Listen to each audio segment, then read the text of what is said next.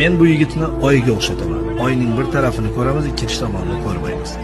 Lekin oy haqida gapirilganida faqat ko'rinadigan tomoni haqida gap boradi. Bu yigitning qorong'u tomoni ham muhokama qilinadi. Shunaqa. U haqda hamma har xil gapiradi. Har kungi gazetalarda uning rasmi bor. Internet saytlarining asosiy manbai shu yigit. Uni tinmay chaynaydilar. U haqdagi munosabatlarni, maqolalar ostidagi izohlarni o'qisangiz, ikki xillikdan yoqqangizni ushlaysiz. Kimdir uni kibrli desa, kimdir haddan tashqari o'zbirlik egasi deydi. Ba'zilar nazdida u faqat o'zini o'ylaydigan qizg'anchiq, ayyor va mug'ombir yulduz.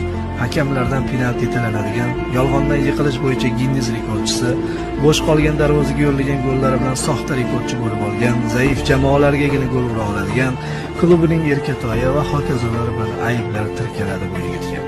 Ushbu toifaning gap so'zlarini eshitsangiz, dunyodagi eng jirkanch odam shu bo'lsa kerak deb o'ylaysiz. Lekin xuddi shu paytda ikkinchi tomonda